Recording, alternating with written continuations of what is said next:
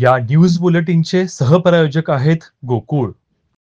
समाजकारणातील थोर व्यक्तिमत्वांना दिला जाणारा प्रतिष्ठित चतुर्थ सावली पुरस्कार वितरण सोहळा नुकताच कोल्हापूर इथं उत्साहात संपन्न झाला। येरळा प्रोजेक्ट सोसायटीचे सचिव असणारे ज्येष्ठ समाजसेवक नारायण देशपांडे यांना हा पुरस्कार प्रदान करण्यात आला। सदर ज्येष्ठ समाजसेविका रेणुताई दांडेकर यांच्या हस्ते हा पुरस्कार प्रदान करण्यात आला। कार्यक्रमाचं अध्यक्ष कोल्हापूरमधील ज्येष्ठ समाजसेविका अनुराधाताई सामंत यांनी भूषवलं। नारायण देशपांडे यांनी 1972च्या दुष्काळानंतर वंचित कुटुंबाच्या सक्षमीकरणासाठी कार्य केलं। कारखानदार होण्याचं स्वप्न असताना नियतीनं त्यांना समाजसेवेच्या मार्गावरती आणलं। येरळा प्रोजेक्टच्या माध्यमातून संस्थेनं ग्रामीण भागात आधुनिक शेती तंत्रज्ञान, जलसंधारणाची विविध मार्ग याचबरोबर विज्ञानाचा प्रसार केला। त्यांनी राबवलेल्या अनेक उपक्रमांमध्ये तंत्रज्ञानाचा पुरेपूर वापर करण्यावर भर दिला, असं प्रतिपादन देशपांडे यांनी केलं।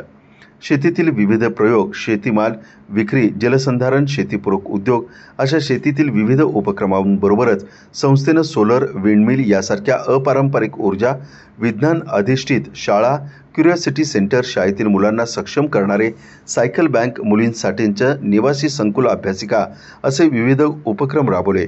ग्रामसुधार, महिला सक्षमीकरण याचेही त्यांनी उपक्रम संस्थेमार्फत राबवलेत। दुष्काळ प्रणव असणाऱ्या भागात 10 लाख झाडांचं वृक्षारोपण करून त्या भागांचं तापमान 3 अंशांना कमी करण्यात देखील संस्थेनं मोलाची भूमिका बजावली।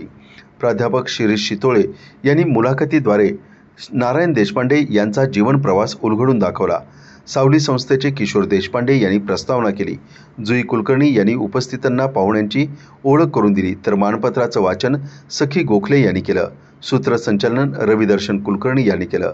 शाल, श्रीफळ, मानपत्र, स्मृतिचिन्ह, तुकारामांची गाथा, कोल्हापुरी गुळाची ढेप आणि ₹51,000चा धनादेश असं या पुरस्काराचं स्वरूप होतं। या पुरस्कार सोहळ्यासाठी कोल्हापूर, सांगली, पुणे, कागल, पंढरपूर, सोलापूर, बीड, गडिंग्लज या भागातील अनेक सामाजिक संस्था आणि समाजसेवक उपस्थित होते।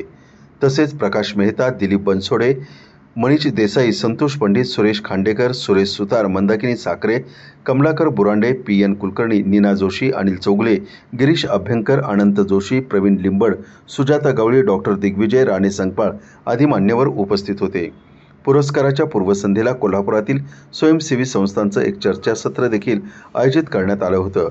याला कोल्हापुरातील 30 स्वयंसेवी संघटनांच्या सुमारे 52 प्रतिनिधींनी सहभाग दर्शवला।